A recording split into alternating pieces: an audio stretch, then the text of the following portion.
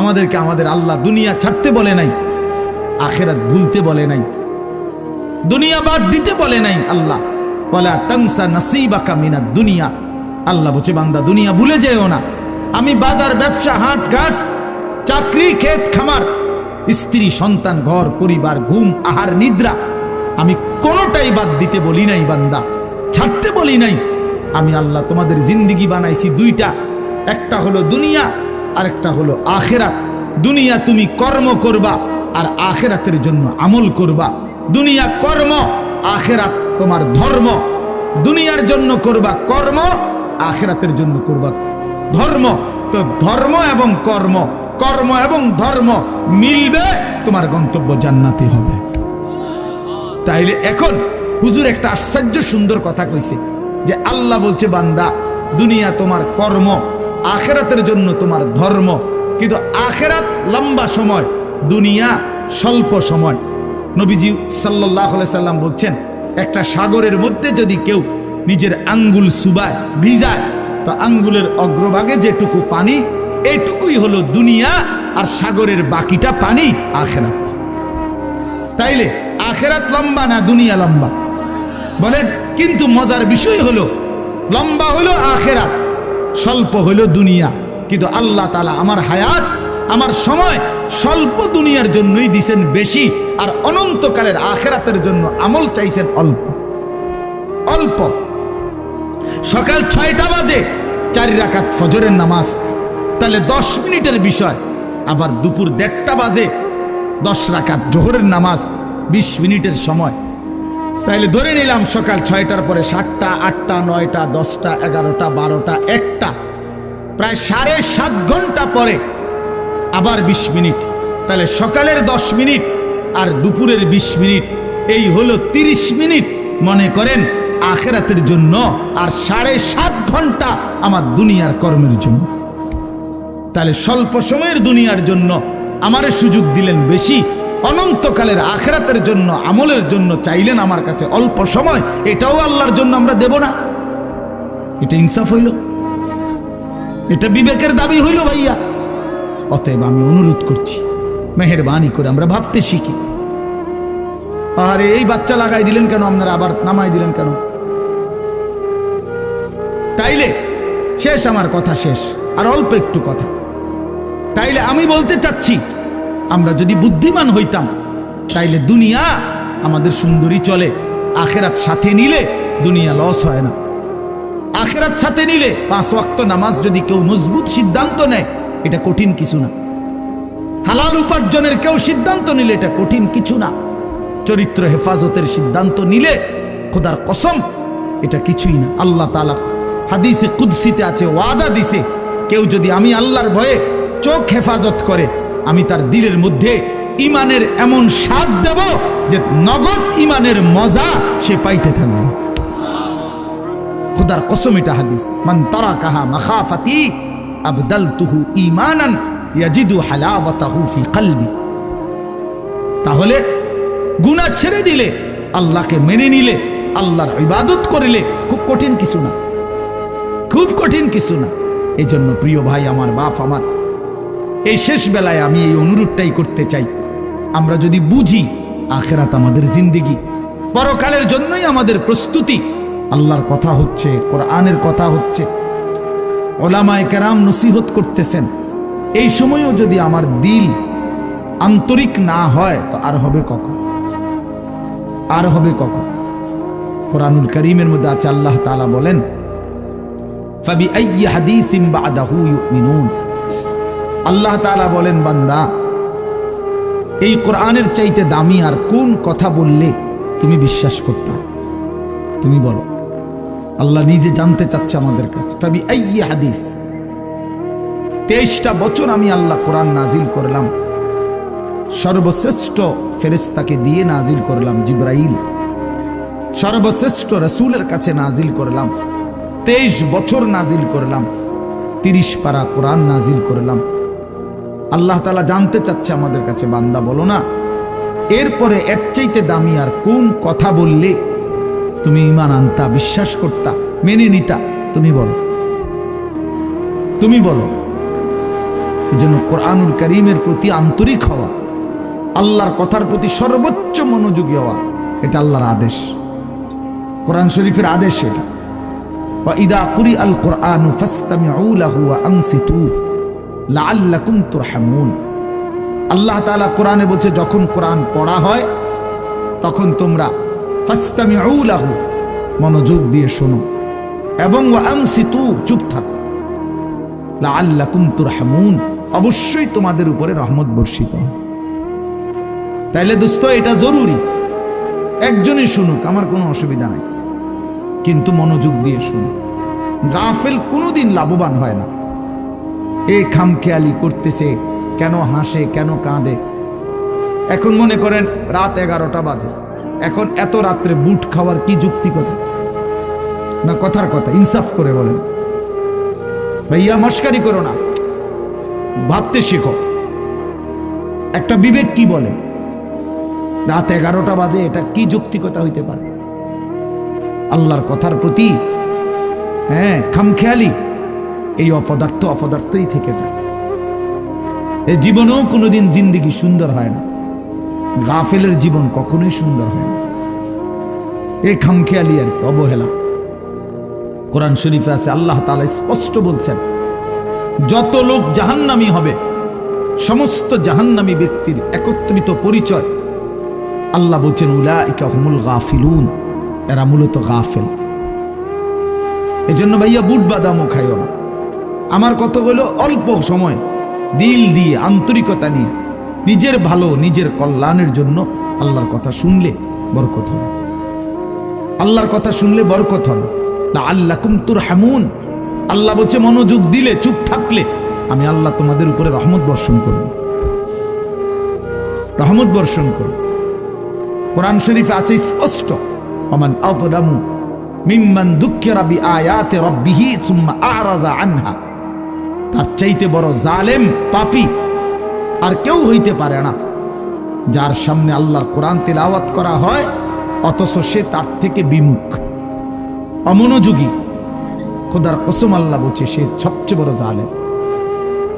ইন্না মিনাল মুজরিমিনা মুনতাকিমুন, আল্লাহ বলেন এমন পাপী এমন নাফরমান থেকে আমি নিজে প্রতিশোধ নেব, প্রতিশোধ নেব।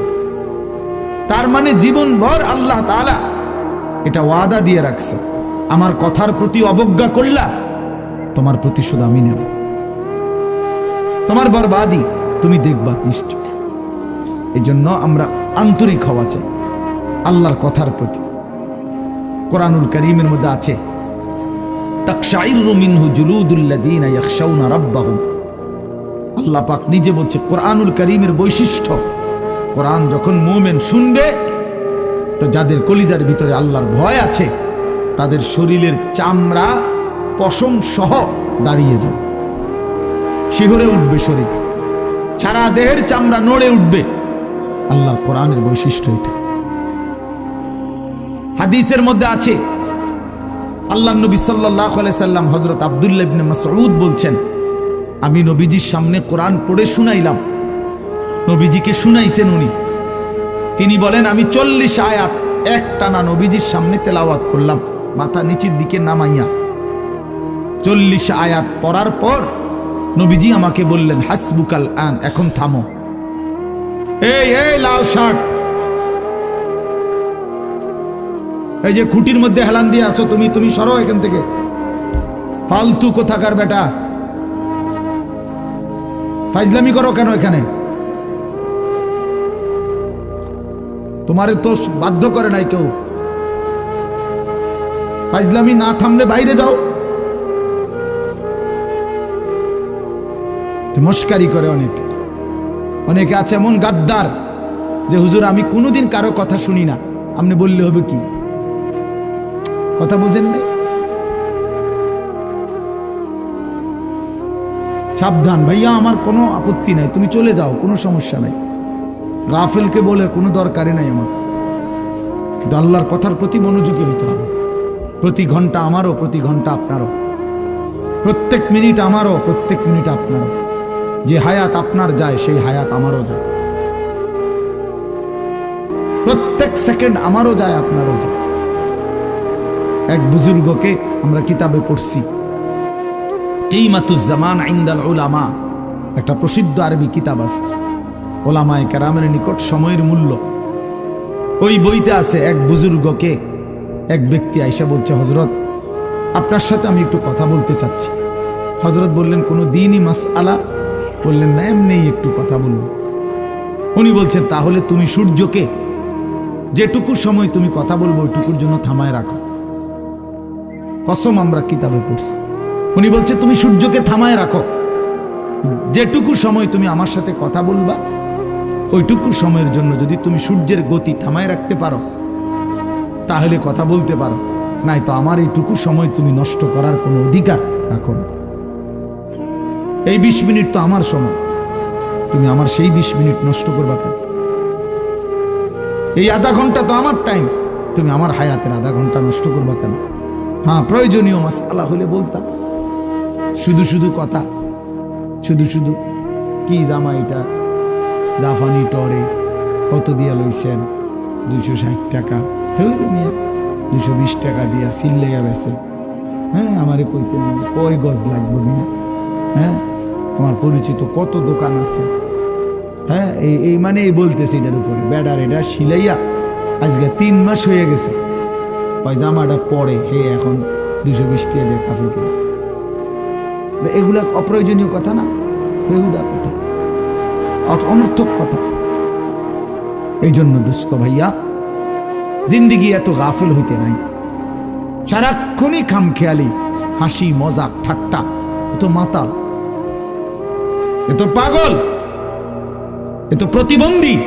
তুমি প্রতিবন্ধীর দিকে তাকায় দেখো, পাগলের দিকে মাতালের দিকে তাকায় দেখো, সে তো সারাক্ষণ অ্যাবনর্মাল। কিন্তু ইমানদার মোমেন সুস্থ মানুষ, তার জিন্দিগির হিসাব থাকে, পরিকল্পনা থাকে। আমি হাসবো কেন, কাঁদবো কেন, আমি হাঁটবো কেন, বসবো কেন, আমি ঘুমাবো কতক্ষণ, আমি ডাকবো কতক্ষণ। আমার যদি জিন্দিগির কোনো হিসাব কিতাব না থাকে, এ তো অসুস্থ, এ তো পাগল মাতাল ভাইয়া। জিন্দিগি যার কোনো লক্ষ্য উদ্দেশ্য নাই, টার্গেট নাই, গন্তব্য নাই। কোত্থেকে আসলাম, কেন আসলাম, কে আমারে বানাইলেন, কেন বানাইলেন? আহা, এটা কি কোনো জিন্দিগি ভাইয়া? বলো ছেলেরা, রাতের বাজে 3টা তুমি ঘুমাও না, দিনের বাজে 10টা তুমি ওঠো না, এটা কি জিন্দিগি? রাত 3টা বাজে গেছে তুমি ঘুমাচ্ছ না কেন? সকাল 10টা বাজে গেছে তুমি উঠছো না কেন? তোমার ঘুমেরও কোনো সিস্টেম নাই, উঠারও কোনো সিস্টেম নাই। সারা রাত উলঙ্গ ছবি দেখে, নারী দেখে, জিনা ব্যভিচারের দৃশ্য দেখে নাফরমান ঘুমায় আছে। সকাল 10টা বাজে গেছে, উঠারও কোনো নাম নাই। আল্লাহ নবী সাল্লাল্লাহু আলাইহি ওয়াসাল্লাম বলছেন, খোদার কসম, নবীজি বলছেন যে ফজরের নামাজ পড়ে না সে খবিস। খবিস, এটা খবিস, খবিসান নফস। ওই ব্যক্তি খবিস, কাসলান, অলস। নবীজি বলছেন, যাকা রাজুলুন বালা শাইতানু ফি উযুনাইহি, যে ফজরের নামাজ পড়ে না শয়তান তার 2 কানে পেশাব করে দেয়। শয়তান পেশাব করে দেয়। নবী সাল্লাল্লাহু আলাইহি ওয়াসাল্লাম বলেন, ফজরের নামাজ না পড়ে যেই নাফরমান ঘুম থেকে জাগে, ঘরের বাইরে বের হয়, সে শয়তানের, ইবলিসের পতাকা নিয়ে বের হয়। রায়াতুশ শাইতান, শয়তানের পতাকা নিয়ে বের হয়। এজন্য দোস্ত, আমরা এটা বোঝা উচিত। আমার কথা, প্রথম কথা এটা প্রত্যেকেই বোঝা উচিত, আমি মুসলমান, আমার একজন আল্লাহ আছে, আমার শ্রেষ্ঠ রাসূল আছে, আমার একটা কিতাব কোরআন আছে, আমার একটা ধর্ম ইসলাম আছে। 4টি সর্বশ্রেষ্ঠ নিয়ামত আমার আছে। আল্লাহ আমার রব, মুহাম্মদ সাল্লাল্লাহু আলাইহি সাল্লাম আমার রাসূল, কোরআন আমার কিতাব, ইসলাম আমার ধর্ম। এই 4টি সর্বশ্রেষ্ঠ নিয়ামত থাকার পর আমি পথহারা হব কেন? তুমি চরিত্রহীন হবা কেন? তুমি দুশ্চরিত্র হবা কেন ভাইয়া? কিসের অভাবে নষ্ট হয়ে গেল? কিসের অভাবে? খোদার 365 দিনের 1 বছরে তোমরা যেই ছেলে কোনোদিন ফজরের নামাজ পড়লা না, প্রিয় ভাই ইনসাফের সাথে বলো এটা মুসলমান? মুসলমানের বাচ্চা তো নিকৃষ্ট হয়। তুমি কোনো মায়ের ঘরেও জন্ম নিছো, মুসলমানের ঘরে 365 দিনে খোদার 1 বছর কোনোদিন মনে পড়লো না ফজরের নামাজের কথা? মুসলমান এত বড় গাদ্দার হয়? মুসলমানের বাচ্চা এত বড় নাফরমান হয়? আহা, আফসোসের বিষয়। ওই মা যে 2 বছর দুধ পান করাইলেন এই জন্যই, মা যে 9টা মাস পেটে ধারণ করলেন এই জন্যই। এক মা তার সন্তানকে বুকে ধরায়া দুধ পান করাইছে 2 বছর, এই আশায় যে 16 বছর বয়সে আমার ছেলেটা দিন রাত উলঙ্গ ছবি দেখবে, নারী আর ছবি আর মাতালের মতো জিন্দেগি কাটাবে। এই ছিল মার স্বপ্ন, এই ছিল মায়ের গর্ভে ধারণ, এর উদ্দেশ্য। ইনসাফ করো ভাইয়া, ইনসাফ করো দয়া করে। দোস্ত, তোমার ভালো তোমাকেই বুঝতে হবে, তোমার কল্যাণ বুঝার তোমাকেই বুঝতে হবে। এই পৃথিবী স্বার্থপর, স্বার্থপর এই দুনিয়া। কেউ কাউরে মনে রাখে না, কেউ কাউরে মনে রাখে না, কেউ কাউরে মনে রাখে না। এই দুনিয়া, আমার যেদিন মৃত্যু হবে সেদিনও পৃথিবীতে আলো উঠবে, সূর্য উঠবে। এই রং তামাশার এই দুনিয়ার ব্যস্ততার এই ফুর্তি চলতেই থাকবে, কিন্তু আমি কবরে চলে যাব। এজন্য আমাদের প্রত্যেকেই এটা ইনসাফের সাথে ভাবা উচিত। অনিবার্য এক বাস্তবতা, প্রিয় ভাই, চিরন্তন এক সত্য যে আমাকে মরতে হবে। পৃথিবীর কোনো যুক্তি, কোনো বিশ্লেষণ, কোনো শক্তি, কোনো ক্ষমতা, কোনো বাহাদুরি দিয়েই যেহেতু মৃত্যুকে আমি আড়াল করতে পারবো না, কবরকে আমি ঠেকাইতে পারবো না, অতএব যেই পরিস্থিতির মুখোমুখি আমাকে হতেই হবে, বুদ্ধিমান বিবেকবান উচিত সেজন্য নিজে প্রস্তুতি নেই।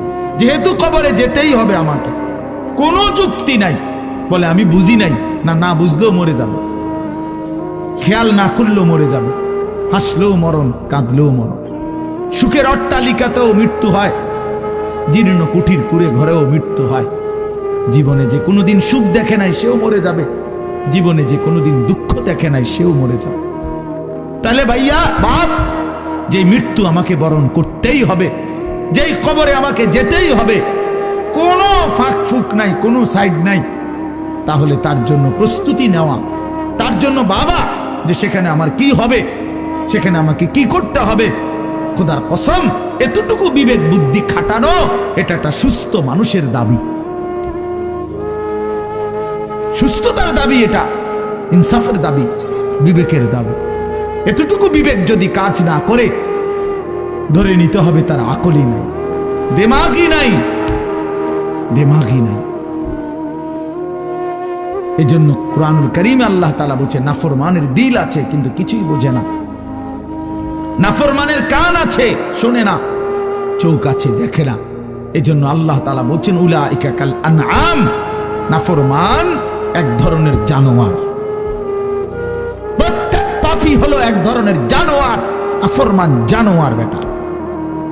আনআম চতুষ্পদ জন্তু, কারণ যার বিবেক কোনো কাজ করে না, বানানেওয়ালাকে চিনে না, সে চিনল কি?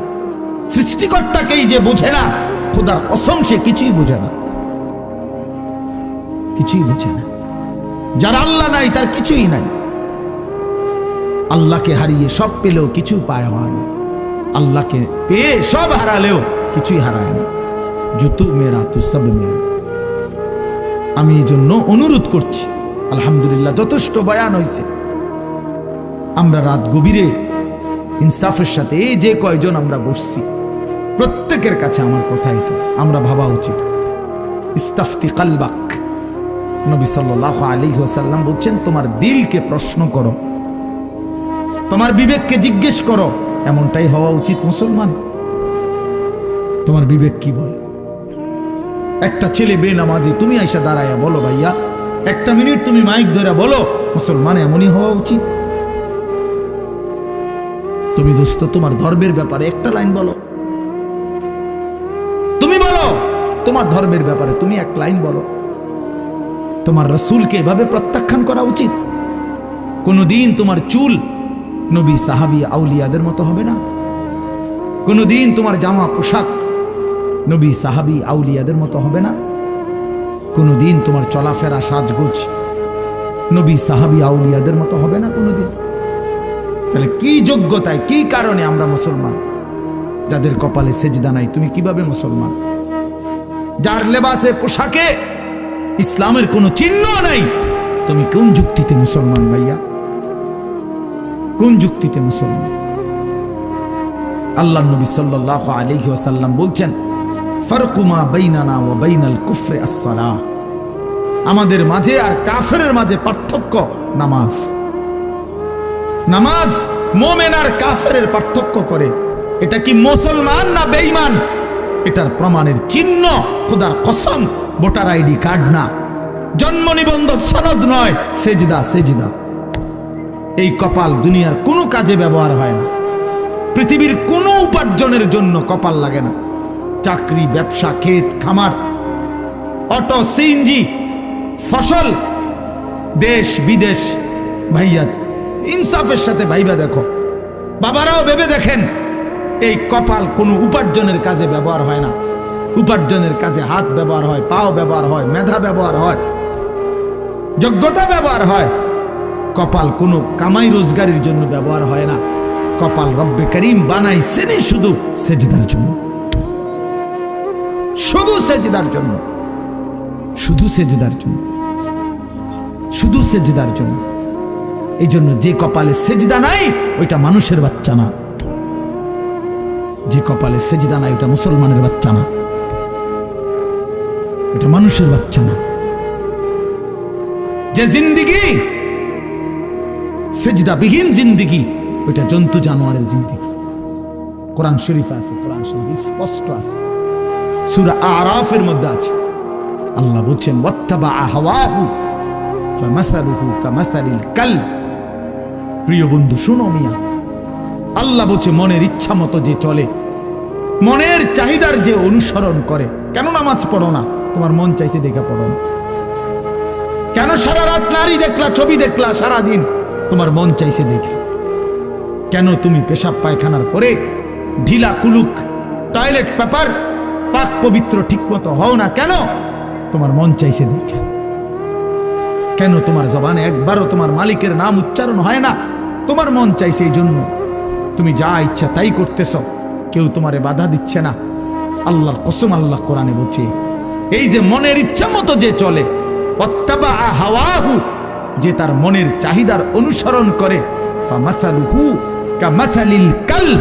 আল্লাহ বলে তার উদাহরণ হলো, তার দৃষ্টান্ত হলো কুত্তার মতো, কুত্তার মতো, কুত্তার মতো, কুত্তার মতো, কুত্তার মতো। এটা ওই জিন্দিগি কুত্তার জিন্দিগি, ওই জিন্দিগি কুত্তার জিন্দিগি, যে জিন্দিগিতে তার মালিকের গোলামি নাই। জন্য মনে রাখো, যাদের কপালে ছেলেরা সেজদা নাই, তোর জিন্দিগি কুত্তার জিন্দিগি, মনে রাখিস।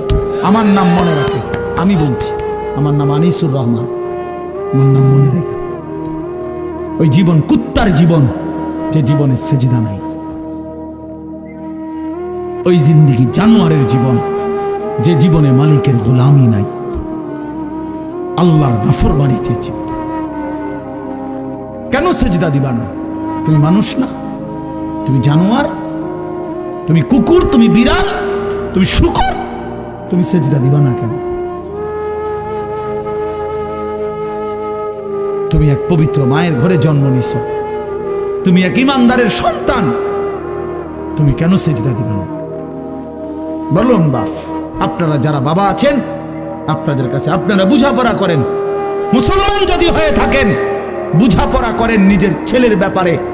আরে ছেলের বিদেশ পরে বেটা, ছেলের দুনিয়া পরে, ছেলের ঘর বাড়ি বিল্ডিং সোফা ফার্নিচার পরে মিয়া। আগে ছেলের সাথে বোঝাপড়া করেন। তুই যদি মুসলমানের বাচ্চা হয়ে থাকস, কেন ফজরের নামাজ পড়বি না? আমি যদি তোর বাপ হয়ে থাকি, তুই যদি আমার সন্তান হও, তাহলে ইমানদারের সন্তান কেমনে বেনামাজি হয়? ইমানদারের মেয়ে কেমনে বেপর্দা হয়? ইমানদারের স্ত্রী কেমনে বেপর্দা হয়? ইমানদারের সন্তান কেন 24 ঘন্টা আল্লাহর নাফরমানি করবে? আপনি তারে আল্লাহ চিনাইতে পারলেন না, জীবনে কি চিনাইলেন? আপনি তাকে বানানে ওয়ালা চিনাইতে পারলেন না। আহা বন্ধু, করলেনটা কি? আহারে বাপ, কি করলেন আপনি? কার জন্য সোফা বানাইলেন? কার জন্য খাট বানাইলেন? আপনার বানানো খাটে আপনার অসভ্য সন্তান সারা রাত উলঙ্গ ছবি দেখে। আপনার বানানো সোফাতে বসে আপনার স্ত্রী, ছেলে মেয়ে রঙিন সিনেমায় নর্তকীর নাচ দেখে টেলিভিশনে বসে বসে। সফলতা এটা? এটা সফলতা? এটা কামিয়াবি আপনার? এটা কামিয়াবি? তো কি বুঝাইতে চাইলেন? এর দুর্বিবেক নাই বাবার? এতটুকু বিবেক হবে না? কোরআন শরীফে আছে সূরা হুদের মধ্যে নূহ আলাইহিস সালাম ওনার বেঈমান সন্তানের জন্য যখন ডুবে যাচ্ছিল দোয়া করছিল, ইন্না ইবনি মিন আহলি। এই শব্দটা বলছিল নূহ নবী, আল্লাহ ওই যে ছেলেটা ডুবে যাচ্ছে এটা আমার পরিবার, আমার বংশধর, আমার সন্তান। এই কদ্দুর কথা শুধু কইছে, এর দূরে শুধু কইছে, আর কিচ্ছু বলে নাই যে আল্লাহ তারে মাফ করে দেন, তারে মুক্তি দিয়া দেন, তারে ডুবানির থেকে বাঁচায় দেন, কিচ্ছু কয় নাই। এই কথা এখানে শুধু কইছে, আল্লাহ ওই যে ছেলেটা আমার পরিবার, আমার সন্তান। মানে মনের আবেগে আর কিছু কইতেছে না। কোরআন শরীফে আছে আল্লাহ তাআলা কোরআনের আয়াত নাজিল করছে, আল্লাহ ওয়াহি নাজিল করছে, ইয়া নূহ, হে নূহ, ইন্নাহু লাইসা মিন আহলিক, সাবধান এটা তোমার সন্তান না। সরাসরি কোরআন শরীফ, এটা তোমার সন্তান নয়। ইন্নাহু আমালুন গায়রু সালিহ, এটা বেআমল, গায়রু সালিহ। আমলে সালেহকে কি বলে? নেক আমল বলে। তাহলে আমলে গায়রে সালেহ এটাতে কি বলে? বদ আমল। এটা আপনারা বুঝছেন না কথা? এটা সহজ কথা। আল্লাহ বলছে ও বদ আমল, ও নাফরমান, অতএব ও আপনার সন্তান না। এজন্য আমি পরিষ্কার ছেলেদেরকে বলি, বাবা তোরা যারা বেনামাজি, তুই মুসলমানের সন্তান না। মনে রাখিস বেটা, তুই লাওয়ারিস, তুই বেওয়ারিস, তোর কোনো মা নাই, তোর কোনো বাবা নাই, তোর কোনো পিতৃ পরিচয় নাই। মোবাইলের ওই নর্তকী তোর পরিচয়, মোবাইলের ওই উলঙ্গ নারী তোর পরিচয় হইতে পারে না। তুই কোনো মুসলমানের বাচ্চা না, ইমানদারের সন্তান নাফরমান হয় না। মনে রাখো, দেখো নারী, দেখো আরো দেখো, 16 বছর বয়সেই এত নারী দেখে ফেললা, 18 বছর বয়সেই এত উলঙ্গ ছবি দেখে ফেললা, বাকি জিন্দেগি কি করবা? বাকি জীবনটা কি করবা? সব তো দেখেই লাইলা, সব তো দেখেই ফেললা, পৃথিবী তো ভোগে করে ফেললা, এবার জাহান্নামে ফেলানো ছাড়া আর বাকি কি? সব তো দেখেই লাইলা।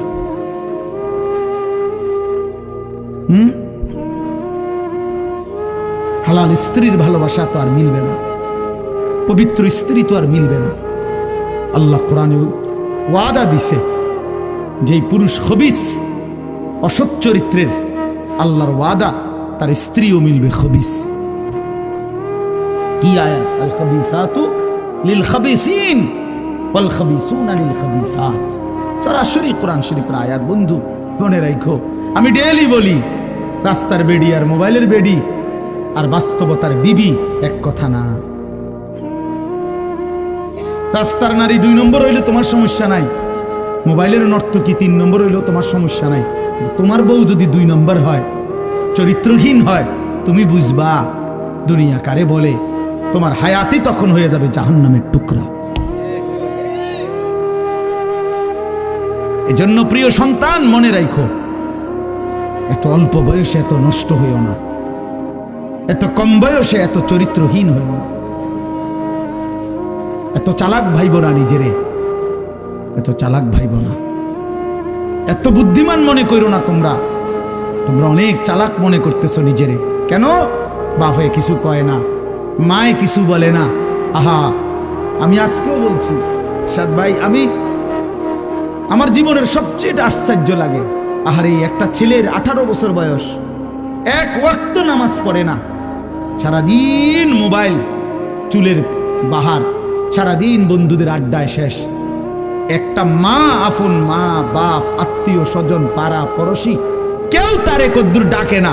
কিরে বাবা, একটা ছেলে ভাইবো ভাইয়া, তোমারে শুধু বলি, তুমি একটাবার ইনসাফের সাথে ভেবে দেখো, তুমি প্রতিনিয়ত গুনাহ আর অশ্লীলতার মধ্যে ডুবে যাচ্ছ, কিন্তু কেউ তোমারে কদ্দুর ডাকেও না। কিরে বাবা, তুই এরম করস কা? আরে তোর কি আল্লাহ নাই, আখেরাত নাই? তোর কি বাবা কবর নাই? কেউ তারে কদ্দুর মনে করায় না। এমন অভিশপ্ত হইল কেন? ইনসাফ কি মানে? ওরে কেউ ডাকে না কা? আপন মাও আপন সন্তানকে ডাকে না, বাবাও ডাকতেছে না, কেউ তারে ফিরাচ্ছে না। তোমারে সবাই ছেড়ে দিছে কেন বাবা? এর মূল কারণ মনে রাখেন ছেলেরা, বাপ মনে রাখো, যার উপরে আল্লাহর লানত পড়ে, খোদার লানত, তারে গোটা সৃষ্টি ঘৃণা করে। তোমারে আর কেউ পছন্দ করে না, এজন্য কেউ তোমারে আর ডাকে না। আমি যদি যদি আমার ছোট ভাই হয়, আমি যদি তারে তার অন্যায়ের কারণে ডাইকা আনে থাপ্পড় দেই, মারি, শাসন করি, এটা তার জন্য কল্যাণ, কারণ আমি তারে ফিরাই আনলাম। আরেক হইলো আমি তার সাথে এতটা রাগ করলাম, যা তোর যেটা মনে কর তুই এটা কর, পিছা দিয়া ফির তোর কপালে তুই যা, আমি তোরে কোনোদিন ডাকবো না, বলবো না, ছুঁইবো না, যা মন চায় তুই যা কর। তো বাহ্যিক দৃষ্টিতে তো মনে হবে তারে মারি নাই, থাপ্পড় দেই নাই, কিন্তু তার তো অনন্তকালটা শেষ, তার ভবিষ্যৎটা শেষ, তার লাইফটা তো শেষ। তার চাইতে ভালো ছিল তারে মারা, কিল, কনি, ঘুষি দিয়া হইল ফিরাইয়া আনা, এটা উত্তম ছিল না? এজন্য তোমারে ফিরাবে না কেন? তোমরা যারা সারা দিন রাত এক ওয়াক্ত নামাজ পড়ো না, কোনোভাবেই আল্লাহ আখিরাত পরকালের কিছুই বুঝো না, এমন অভিশপ্ত, মাত্র 18 বছর বয়সে খোদার গজব পড়লো তোমার উপরে, আল্লাহর লানত পড়লো কেন? 18 বছর বয়সে এত বড় নাফরমান হয়ে গেল কেন? 20 বছর বয়স না হইতেই বাবা তুমি এত বড় আল্লাহর অভিশপ্ত বান্দা হয়ে গেল কেন, যে কেউ তোমার আর পছন্দ করে না, কেউ ডাকে না? আমি একটু আগেও বলছি বয়ানে, আমার মার বয়স 75 বছর, আমার আম্মার বয়স, আমার বয়স 44 বছর। আমি আজকে 21 বছর ওয়াজ মাহফিলের এই জিন্দিগি আমার, আলহামদুলিল্লাহ। আমার 4টা সন্তান আছে বাবা, আমার 4টা ছেলে মেয়ে আছে। আমার এই 44 বছর বয়সেও আমার আম্মা 75 বয়স্ক মহিলা, এখনো আমার মা আমারে কথা হইলেই বলে, হুত নামাজ শুনি, খোদার কসম মা আমারে এখনো জিগায়, ফুত নামাজ শুনি, নামাজ পড়ছি। আমার সন্তানদেরকে দেখলো জিগা, নাতি নামাজ শুনি। আমার মা আমারে আজও বলে, ফুত কতখানে ওয়াজে যাও, মানুষের লোকে চাই টাকা পয়সা লইয়া, কি করো না, কষ্ট দিও না, ঝামেলা করো না। কতবার যে কইছে মা আমার এই কথাইটা, শতবার কইছে মা আমারে, আমার এই জীবনে। কিরে ভাইয়া, 75 বছর বয়স্ক মা তো আমার 44 বছর বয়সী সন্তানকে আজও ডাকে যে ফুত নামাজ পড়ছো না, তোমার বয়স মাত্র 18 বছর, তোমারে কেন কেউ ডাকে না? তোমার জীবনে এত বড় অভিশপ্ত হলো কেন? নুয়াল্লিহি মা তাওয়াল্লা ওয়া নুসলিহি জাহান্নাম ওয়া সাআত মাসীরা। আল্লাহ বলে, আমার যে বান্দা আমার রাসূলের বিরুদ্ধাচরণ করবে এবং আমার ইমানদার মুমিনদের পথ থেকে উল্টো পথে চলবে, আল্লাহর কসম আল্লাহ বলে, নুয়াল্লিহি মা তাওয়াল্লা, আমি তাকে সেই উল্টো পথেই চালাবো, ওয়া নুসলিহি জাহান্নাম, একদিন তাকে জাহান্নামেই ফেলে দেব, একদিন তাকে জাহান্নামেই ফেলে দেব। ওয়ালা তাকুনু কাল্লাযীনা নাসুল্লাহ ফাআনসাহুম আনফুসাহুম। রব্বুল আলামিন বলেন, ইমানদার আমি আল্লাহকে এতটা ভুলে যেও না, বেশি দিন ভুলে গেলে আমি একদিন তোমাকে নিজের পরিচয় ভুলিয়ে দেব, আত্মপরিচয় ভুলে যাবা বান্দা, আর কোনোদিন মনে পড়বে না তুমি মুসলমান, আর কোনোদিন মনে পড়বে না তোমার কবর আছে, হাসর আছে, আখিরাত আছে, আর কোনোদিন পরকাল ভুলে দেব। ব্যস্ততম এই দুনিয়ায় কারাকারি কামরা কামড়ি করতে করতে, দুনিয়া কারাকারি করতে করতে, দুনিয়ার নেশায় পড়ে থাকতে থাকতে একদিন কবরে পৌঁছায় দেব, আখিরাত বুলায় দেব। আল্লাহাকুমুত তাকাসুর হাত্তা যুরতুমুল মাকাবির। আল্লাহ বলে, বান্দা দুনিয়া বাড়ানোর নেশায় আখিরাত ভুলে গেলা, কিন্তু মনে রেখো এরই মাঝে একদিন কবরস্থানে পৌঁছে যাবা, ঠিকই একদিন কবরস্থানে চলে আসবা। কাল্লা সাউফা তা'লামুন, সেদিন কবরে আসলেই আমি আল্লাহ তোমাকে বুঝিয়ে দেব আমার প্রতিটা নাফরমানির শাস্তি। এজন্য প্রিয় বন্ধু, আমার মূল বক্তব্য এবার ইনসাফের সাথে বুঝেন। সবাই আলহামদুলিল্লাহ মনোযোগী হয়েছেন, আমরা কম হই কিন্তু মনোযোগী হইছি। এই যে আন্তরিকতা নিয়ে এখন শুনতেছেন, এবার একবার এতক্ষণের ধমকা ধমকি, মূল মাকসাদ দোস্ত খোদার কসম, আমি কোনো কারোর সাথে ঝগড়া করে বসছি না। ঝগড়া করে বসছি ভাইয়া এমন তো না যে কারোর সাথে আমার কাজ যা ঝগড়া হয়েছে। এই এতগুলো ধমকের মাকসাদ তো ফিরাইতে চাই, তোমার বিবেক জাগাইতে চাই, ইমানদারের বিবেক জাগাইতে চাই। এই জন্য এতগুলো শক্ত কথা বললাম। অর্থ হইল দিলটা জাগুক, ইনসাফ আসুক, বিবেক আসুক, জাগুক। তো যদি আমরা বুঝি আমরা মুসলমান, আমরা মুমিন, তাইলে বাপ আমাদের জিন্দিগি আখিরাত, আমাদের জীবন দুনিয়া না। দুনিয়া আমাদেরকে অল্প সময়ের জন্য দেওয়া হয়েছে, মূলতই আমাদের যাবতীয় হাসি কান্না আনন্দ বেদনা, আমাদের জিন্দিগির যাবতীয় প্রস্তুতি খোদার কসম আখিরাতের জন্য। আখিরাতের জন্য আমাদের সত্যিকার অর্থে আমরা একটা মিনিট আমার শায়েখ আরিফ বিল্লাহ হাকিমুন নফস আল্লামা মুফতি মুশতাকুন নবী কাসিমি হুজুর আমার মাদ্রাসায় কয়দিন আগে বয়ান করছিলেন। 8ই ফেব্রুয়ারি আমি আমার মাদ্রাসায় কিশোর যুবক ছেলেদের জন্য আলাদা ইসলাহি মজলিসের আয়োজন করছিলাম বয়ানের। 16 বছর থেকে 30 বছর বয়সী, শুধু এই বয়সী ছেলেদের জন্য প্রায় 600 ছেলে উপস্থিত হয়েছিল। তখন হযরত বলছিলেন ওইখানে বয়ানে যে ভাইয়া আমাদের জিন্দিগি দুইটা, আমাদেরকে আমাদের আল্লাহ দুনিয়া ছাড়তে বলে নাই, আখিরাত ভুলতে বলে নাই, দুনিয়া বাদ দিতে বলে নাই। আল্লাহ ওয়ালা তানসা নাসিবাকা মিনাদ দুনিয়া, আল্লাহ বলছে বান্দা দুনিয়া ভুলে যেও না।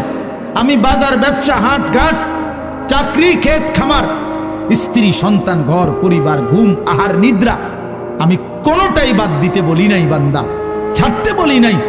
আমি আল্লাহ তোমাদের জিন্দিগি বানাইছি দুইটা, একটা হলো দুনিয়া আর একটা হলো আখিরাত। দুনিয়া তুমি কর্ম করবা আর আখিরাতের জন্য আমল করবা। দুনিয়া কর্ম, আখিরাত তোমার ধর্ম। দুনিয়ার জন্য করবা কর্ম, আখিরাতের জন্য করবা ধর্ম। তো ধর্ম এবং কর্ম, কর্ম এবং ধর্ম মিলবে, তোমার গন্তব্য জান্নাতি হবে। তাইলে এখন হুজুর একটা আশ্চর্য সুন্দর কথা কইছে যে আল্লাহ বলছে বান্দা দুনিয়া তোমার কর্ম, আখিরাতের জন্য তোমার ধর্ম। কিন্তু আখিরাত লম্বা সময়, দুনিয়া স্বল্প সময়। নবীজি সাল্লাল্লাহু আলাইহি সাল্লাম বলছেন একটা সাগরের মধ্যে যদি কেউ নিজের আঙ্গুল সুবায় ভিজায়, তো আঙ্গুলের অগ্রভাগে যেটুকু পানি এটুকুই হলো দুনিয়া, আর সাগরের বাকিটা পানি আখিরাত। তাইলে আখিরাত লম্বা না দুনিয়া লম্বা বলেন? কিন্তু মজার বিষয় হলো লম্বা হলো আখিরাত, স্বল্প হলো দুনিয়া। কিন্তু আল্লাহ তাআলা আমার হায়াত, আমার সময় স্বল্প দুনিয়ার জন্যই দিয়েছেন বেশি, আর অনন্তকালের আখিরাতের জন্য আমল চাইছেন অল্প অল্প। সকাল 6টা বাজে 4 রাকাত ফজরের নামাজ, তাহলে 10 মিনিটের বিষয়।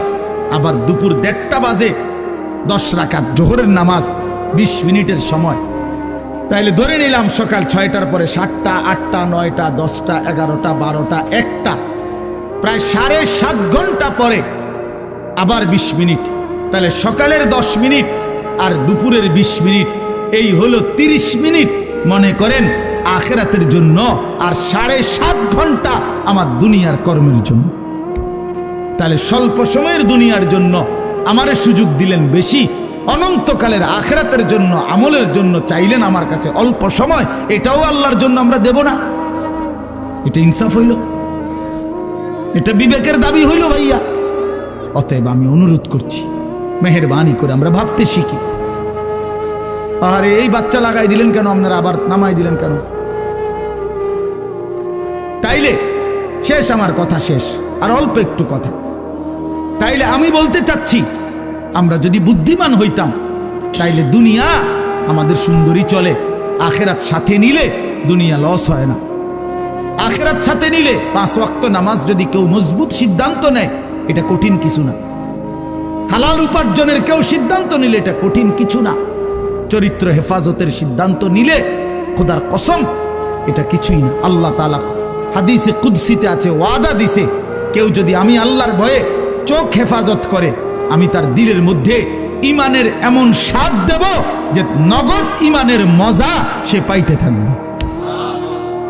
খোদার কসম, এটা হাদিস। মান তারাকাহা মাখাফাতি আবদালতুহু ঈমানান ইয়াজিদু হালাওয়াতাহু ফি কলবি। তাহলে গুনাহ ছেড়ে দিলে, আল্লাহকে মেনে নিলে, আল্লাহর ইবাদত করিলে খুব কঠিন কিছু না, খুব কঠিন কিছু না। এই জন্য প্রিয় ভাই আমার, বাপ আমার, এই শেষ বেলায় আমি এই অনুরোধটাই করতে চাই, আমরা যদি বুঝি আখেরাত আমাদের জিন্দেগি, পরকালের জন্যই আমাদের প্রস্তুতি, তাইলে আমাদের প্রস্তুতির আখেরাত সাজাইবার সবচেয়ে সুন্দর সিজন, শ্রেষ্ঠতম মাস মাহে রমজান।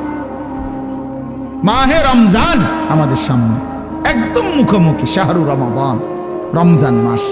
এই রমজান মাসটাকে কদর করার কথা আমি বলতে চাই, এটাই আমার শেষ আহ্বান। কেউ যদি বুঝি আমরা আমার আখেরাতি মূল, আমার দুনিয়া সামান্য, তাহলে আমাদের উচিত মাহে রমজানের প্রস্তুতি নেওয়া, মাহে রমজানের প্রস্তুতি নেওয়া। মাহে রমজান আল্লাহ নিজের, এই যে প্যান্ডেল আপনারা সাজাইছেন সুন্দর করে মাহফিলের জন্য, খোদার কসম আল্লাহ তাআলা বলে, বান্দা রমজান আমি নিজ হাতে সাজিয়েছি আমার বান্দাকে জান্নাত দেওয়ার জন্য, জাহান্নাম থেকে বাঁচাবার জন্য। যদি বলি আল্লাহ কেমনে সাজাইলেন, আল্লাহ তাআলা বলেন, শুনো আমার সাজানোটা তোমরা শুনো। 1, আমি আল্লাহ জান্নাতের সব দুয়ার খুলে দিয়েছি। 2, জাহান্নামের দরজাগুলো বন্ধ করে দিয়েছি। 3, সমস্ত শয়তান এবং দুষ্ট জিন শেকলে বন্দী করে দিয়েছি। এবার আসো রমজানের ভিতরে, আমি আল্লাহ তাআলা রমজানের প্রথম দশক রহমত দ্বারা সাজিয়েছি, মাঝের দশক মাগফিরাত দ্বারা সাজিয়েছি, শেষ দশক নাজাত দ্বারা সাজিয়েছি। এবার আসো ইবাদত, সারা বছরের ইবাদতের সাথে আমি আরো নতুন নতুন কতগুলো ইবাদত রমজানে যোগ করেছি। কি? 1 মাসের পূর্ণ রোজা, 1 মাসের পূর্ণ 20 রাকাত তারাবি, 1 মাসের জন্য ইফতার, 1 মাসের জন্য সাহারি। এই 4টা ইবাদত, ইফতারও ইবাদত, সাহারিও ইবাদত। সাহারি বুঝুন তো না, রাত্রির খাবার। এরপরে রোজাটাও ইবাদত, এরপরে 20 রাকাত তারাবিও ইবাদত। আল্লাহ বলেন এরপরে শেষ দশক, শেষের 10 দিন এতেকাফ, মসজিদের এতেকাফ আমি এর দ্বারা সাজিয়েছি। শেষ দশকের বেজর রাত্রিগুলো আমি আল্লাহ তাআলা সবে কদরের দ্বারা সাজিয়েছি। সুবহানাল্লাহ। এরপরে আল্লাহ বলেন নেকির হিসাব, নেকির হিসাব হইল একটা নফল একটা ফরজের সমান, একটা ফরজ 70টা ফরজের সমান। একজন রোজাদারকে ইফতার করাইলে 3টা পুরস্কার, গুনাহ মাফ, জাহান্নাম থেকে মুক্তি, রোজাদারের সমপরিমাণ নেকি, সমপরিমাণ নেকি। আল্লাহ তাআলা বলে, বান্দা এতভাবে আমি আল্লাহ রমজানকে সাজাইলাম, উদ্দেশ্য কি? শুধু তোমাকে জান্নাত দেব, তোমাকে আমি জান্নাত দিতে চাই বান্দা, তুমি নেও বান্দা, লাআল্লাকুম তাত্তাকুন। আল্লাহ বলছে 1 মাসে মুত্তাকি বানিয়ে দেব, 1 মাসে তুমি আমার গুনাহ ছেড়ে দাও, আমার একটা রমজান তুমি কদর করো বান্দা, আমি তোমারে মুত্তাকি বানিয়ে জান্নাতি বানিয়ে দেব। এজন্য আল্লাহ বলছে শাহরু রমাদান, যে আয়াতটা আমি পড়েছি, আল্লাহ নিজে রমজান মাস, এই শব্দ রমজান মাস আল্লাহ নিজে কোরআনে উল্লেখ করছেন। এজন্য রমজান মাস এটা উচ্চারণ হয় বছরে কত দিন জানেন? প্রতিদিন, প্রতিদিন, প্রতিদিন। কেমনে? কারণ 24 ঘন্টা পৃথিবীতে কোথাও না কোথাও আল্লাহর কোরআন তিলাওয়াত হয়। আর শাহরু রমাদান এই শব্দ অতএব জমিনে 24 ঘন্টায় কোথাও না কোথাও কারো না কারো জবানে উচ্চারিত হয়। সারা বছর রমজানের কথা আলোচিত হয়। নাহলে এই শব্দ শাহরু রমাদান এটা কোরআন শরীফের শব্দ না, তাহলে এটা কেউ না কেউ তো পড়তেছে, কোথাও না কোথাও কেউ সবক দিতে আছে, কেউ শুনানি চলতে আছে। মানে 24 ঘন্টা আল্লাহর জমিনে সারা বছর এক আওয়াজ উচ্চারিত হয়, রমজান মাস, রমজান মাস, রমজান মাস, শাহরু রমাদান। আল্লাহ এবার বলে, বান্দা শুনো, এই মাসের পরিচয় আমি বললাম, আমার পরিচয় আমি দেই আমার মাসের। আল্লাযী উনজিলা ফীহিল কোরআন, এটা সেই মাস যে মাসে কোরআন নাজিল করা হয়েছে। কোরআন নাজিল করাতে এই মাস দামি। আমার শায়েখ আল্লামা মুফতি মুশতাকুন নবী সাহেব বলে যে দেখো, একটি রমজানে কোরআন নাজিল হয়েছিল, প্রত্যেক রমজানে কোরআন নাজিল হয় না। কোরআন তো একটি রমজানে, নবীজির বয়স তখন 40, ওই সময়ে একটা রমজান কোরআন নাজিল হয়েছিল, কিন্তু ওই এক মাসে একবার কোরআন নাজিল হওয়ার কারণে কোরআনের বরকতে ওই মাস যতবারই পৃথিবীতে আসে ততবারই দামি হয়ে যায়। ওই একটি রাত শবে কদর, ওইটা তো একটা রাতে কোরআন নাজিল হয়েছিল, কিন্তু ওই রাত এটা এবার যতবারই আসে ঘুরে ঘুরে ততবারই ওই রাত দামি হয়ে যায়। এই জন্য কোরআন যে রাতের সাথে একবার লাগছে, এই রাত আজীবনের জন্য দামি হয়ে গেছে। কোরআন যেই মাসের সাথে একবার লাগছে, ওই মাস আজীবনের জন্য দামি হয়ে গেছে। কোরআন যেই বান্দার জীবনে একবার লাগবে, ওই বান্দাও আজীবনের জন্য দামি হয়ে যায়, দামি হয়ে যায়। হুদাল লিন্নাস ওয়া বাইয়িনাতিন মিনাল হুদা ওয়াল ফুরকান। আল্লাহ বলেন, আমার কোরআনের 3টা বৈশিষ্ট্য, একটা হলো সারা পৃথিবীর মানুষের জন্য হেদায়েত, 2 নাম্বার হলো কোরআনের সমস্ত হেদায়েতের বাণী স্পষ্ট, কোনো অগোছালো, কোনো লুকোচুরি, কোনো সংক্ষিপ্ত অপূর্ণাঙ্গ কোনো কথা নাই, সব স্পষ্ট। আর 3 নাম্বার হলো কোরআনই হচ্ছে একমাত্র সত্য মিথ্যা, ন্যায় অন্যায়, জায়েজ না জায়েজ, হালাল হারাম, বৈধ অবৈধ, উচিত অনুচিতের মাপকাঠি। ফুরকান, ফুরকান। এই জন্য এই তোমরা যারা স্কুলে পড়ো, কলেজে পড়ো ভাইয়া, ইউনিভার্সিটিতে পড়ো, কোনো আপত্তি নাই, তবে এইটা মনে রাখো বন্ধু, কোরআনুল কারীমের জ্ঞান যে অর্জন করতে পারে নাই, কোরআন যে ধরতে পারে নাই, কোরআন যে ছুঁইতে পারে নাই, তুমি ন্যায় অন্যায় চিনো নাই, সত্য মিথ্যা তোমার কাছে স্পষ্ট না। খোদার কসম, পৃথিবীর আর কোনো বই, আমি চ্যালেঞ্জ করলাম এখানে এখন, পৃথিবীর আর কোনো বই দিয়ে, পৃথিবীর আর কোনো গ্রন্থ দিয়ে সত্য মিথ্যা, ন্যায় অন্যায়, জায়েজ না জায়েজ, হালাল হারাম, বৈধ অবৈধ, উচিত অনুচিত নির্ধারণ করা যায় না। না, বাংলা বই দিয়ে হবে না, এটা অঙ্ক বই দিয়ে হবে না, ইংরেজি বই দিয়ে হবে না, একমাত্র আল্লাহর কোরআন। বৈধ অবৈধ নির্ধারণ করে আল্লাহর কোরআন, হালাল হারাম নির্ধারণ করে আল্লাহর কোরআন, উচিত অনুচিত নির্ধারণ করে আল্লাহর কোরআন। ফুরকান এটা। এজন্য কোরআন বঞ্চিত, সে সত্য মিথ্যা, আলো অন্ধকার থেকে বঞ্চিত, বঞ্চিত। লোক দেখানো যা মন চায়, অমুক ভদ্রলোকে কইছে এটা সুন্দর, এই তো কয় সুন্দর। ইয়াহুদির বাচ্চা কইছে এটা চমৎকার, হেও কয়টা চমৎকার। খ্রিস্টানের বাচ্চা কইছে এটা যৌক্তিক, হেও কয়টা যৌক্তিক, হেও কয়টা যৌক্তিক। কারণ তার কাছে তো মূল কষ্টি পাথর আল্লাহর কোরআন নাই। এবার যেই বেঈমান যেটা কয় ওইটাই ভাল লাগে। এই জন্য দেখেন না, আমাদের যেই ছেলেদের কোরআন সুন্নাহর আলোকে নবী সাহাবীদের চুল থেকে যারা বঞ্চিত, তাদের আর চুলের নির্ধারিত কোনো স্টাইল নাই, যখন যেটা দেখে যেটা ভাল লাগে। দেখেন, যারা নবী এবং সাহাবী আউলিয়াদের পরনের পোশাক থেকে বঞ্চিত, তাদের আর নির্ধারিত কোনো প্যান্ট আর শার্টের মডেল নাই, যখন যেটা ভাল লাগে ওইটাই কিনবে, যখন যেটা চলাফেরা ভালো লাগে সেটাই ভালো লাগে। তার মানে আল্লাহ থেকে বঞ্চিত, রাসূল থেকে বঞ্চিত, তো সে সত্য সঠিক ইনসাফ ন্যায় পরায়ণতা থেকে বঞ্চিত, বঞ্চিত। সর্বশেষ কথা হইল, আল্লাহ বলেন, ফামান শাহিদা মিনকুমুশ শাহরা ফালিয়াসুমহু। অতএব আমার বান্দা, তোমাদের যারাই রমজান মাসে আসবা, পৌঁছবা, তোমরা রোজা রাখো, আমার হুকুম মাইনো। আল্লাহ বলেন, আল্লাহ যেন মহব্বত করে বলছে, বান্দা রোজা রাখো, বান্দা আমি তোমারে মুত্তাকি বানাবো, আমি তোমারে জান্নাতি বানাবো, আমি তোমারে জান্নাতি বানাবো। এই জন্য দোস্ত, এই শেষ বেলায় আমার এই শেষ কথা এটাই, আমাদের সামনে মাহে রমজান। তোমরা যারা কিশোর নওজোয়ান আছো বাপ, তোমাদের কাছে অনুরোধ, রমজানকে মনে করে সামনে রেখে তোমরা তোমাদের জিন্দেগি বদলাও। এই জীবন এভাবে চললে হবে না ভাইয়া, তুমি সুখ পাইবা না, কোনো বেঈমান দুনিয়াতে ইজ্জত পায় না, আখেরাতে তো কিছুই নেই। কোনো সুদখোরকে কেউ সম্মান করে না, কোনো চরিত্রহীন লম্পটকে কেউ সম্মান করে না ভাইয়া, কেউ রে না। মানুষ মানুষ মন্দকে মন্দই বলে, মানুষ উত্তমকে উত্তমই বলে। কোনো লম্পট চরিত্রহীন, কোনো মদখোর গাঁজাখোরকে কেউ জুনায়েদ বাগদাদি বলে না, কেউ বাইজিদ বুস্তামি বলে না, বাটফারকে বাটফারই বলে, নেককারকে নেককারই বলে। মানুষ মানুষ আলোকে আলো বলে, অন্ধকারকে অন্ধকার বলে। এখন যে কোনো মানুষকে জিজ্ঞাসা করলে সে বলবো অন্ধকার। দিনের আলোকে দিনের আলোই বলে, এজন্য সাদাকে মানুষ সাদাই বলে, কালোকে মানুষ কালোই বলে। তার মানে আমরা আরবিতে পড়ছি অফিকা উয়ুবুন ওয়ালিন্নাসি আয়ুনুন, তোমারও দোষ আছে, মানুষেরও চোখ আছে। আরবি প্রবাদ। তার মানে তুমি ভাইব না তুমি বুদ্ধিমান, বাকিরা বোকা না। সবাই ভাতে খায়, তুমি কেবল ভাত খাও, বাকিরা সবাই সিরা খায়। বিষয়টা এমন, সবাই ভাতেই খায়, কাজে বুঝবে না কেন, বুঝবে না কেন? আল্লাহ নবী সাল্লাল্লাহু আলাইহি সাল্লাম বলছেন, অন্ধকারে একাকিত্বে যে গুনাহ করে, খোদার কসম আল্লাহ নবী বলছে দিনের আলোতে আল্লাহ তাআলা তার চেহারার মধ্যে সেই অপরাধের চিহ্ন ভাসিয়ে দেয়।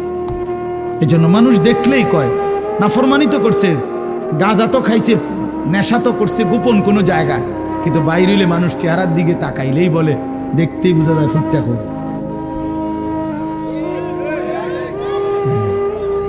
ফুটটা খোর, বাবা খোর, ডাইল খোর। বুঝেন নাই? চেহারা দেখলেই বোঝা যায়। আমি তো এই জন্য অনেক সময় বলি যে অনেক ছেলে আছো তোমরা, তোমাকে সমবয়সী বন্ধু, তোমার চুল এবং তোমার স্টাইল দেখা কয় দোস্ত তোরে সেরকম লাগে। তা আমি বলি যে তুমি একটাবার জিঙ্গাইলা না দোস্ত, সেরকম তো লাগে বুঝলাম, সেটা কেডা? সে কে? যার মতো লাগে সে কে? তুমি তো আমার একটা কারো না কারো মতোই কইতে চাইছো যে সেরকম লাগে, তো সেরকমটা কে? সে কে?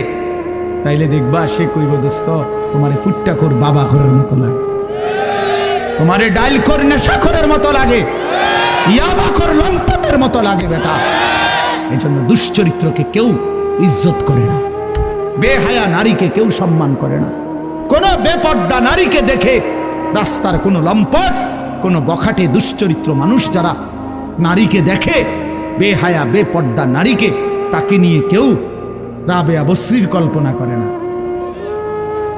রাবেয়া বসরির কল্পনা করে না, তাকে নিয়ে অসভ্য কল্পনাই করে, উলঙ্গ কল্পনাই করে। এই জন্য ভাইয়া নিজের কদর করো, এটা উপলব্ধির বিষয়, এটা উপলব্ধির বিষয়। আল্লাহ আমাদেরকে বুঝ দান করেন। আল্লাহ তাআলা আজকের এই মাহফিল ভরপুর কবুল করে নেন। যাদের ভালোবাসায়, যাদের আয়োজনে, যাদের আন্তরিক প্রচেষ্টায় মাহফিল হয়েছে, আল্লাহ তাআলা সকলকে উত্তম বিনিময় দান করেন।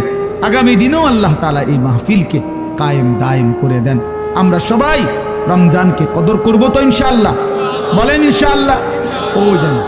ওই সাদা গেঞ্জি ছেলে একটা মিনিটের জন্য মোবাইলটার থেকে চোখ সরাইছে। মানুষরে বললাম না, জানোয়াররে বললাম, কিছুই বুঝলাম না। 1 মিনিট এখন ভাল লাগছে নি ভাই, আমি তো শরম পাইলেন সবাই। 1 মিনিট চোখটা ফিরাইছে না, এইটার দিকে তাকাইয়াই রইছে, মানে পুরাটা নজর এটার দিকে। কারে বলি, কেন বললাম? আমি ছাড়তে রাজি না, আমি দরকার হলে আর কোনোদিন আসবো না, কোনো অসুবিধা নাই, কিন্তু আমি ছাড়তে রাজি না।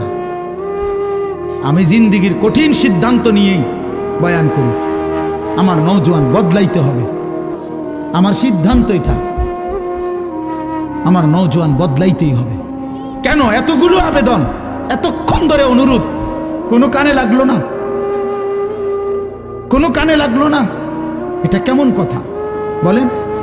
এটা কেমন ধরনের অসভ্যতা? এতক্ষণ পর্যন্ত বললাম, এতবার বললাম না, কোনোভাবেই। আমি বললাম না, অনেকের সিদ্ধান্ত এটা যে হুজুর আমি জীবনে কারো কথা শুনি নাই, আমি শুনবো না। আল্লাহ আপনাকেও মাফ করে দেন। হ্যাঁ ভাইয়া, আমি আমার কথা স্পষ্ট, এটা তোমরা ফিরবা না কেন ভাই? আগামী দিনের ইসলামের জন্য লড়বে কে? আরে 2টা স্লোগান দেওয়া দোস্ত, আর বাস্তবতার ময়দান এক কথা না। 7ই অক্টোবর থেকে 2023 সাল 7ই অক্টোবরে হামাস, ফিলিস্তিনি গাজার মুজাহিদরা ইসরায়েলের ইয়াহুদি কুত্তাদের সাথে যুদ্ধ করছে। আজকের এই দিন পর্যন্ত যুদ্ধ করছে। সব হারায় ফেলছে এক একজন, মা বাবা, পরিবার, স্ত্রী, সন্তান, বসত ভিটা, মাটি সব হারায়া এখনো ইসরায়েলের কুত্তাদের কাছে হার মানে নাই, মাথা নোয়ায় নাই। এই হিম্মত, এই বাহাদুর আর দুইটা স্লোগান, এক কথা না, এক কথা না।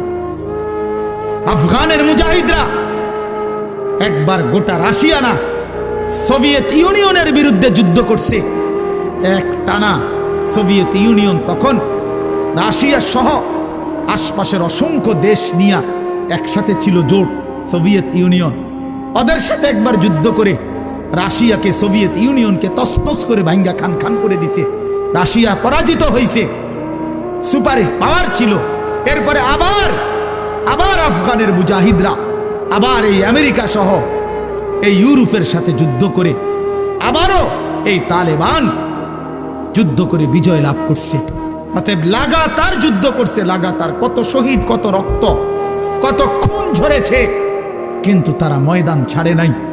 শেষ পর্যন্ত বিজয়ের পতাকা আফগানের মুসলমানরা, মুজাহিদরাই উড়াইছে।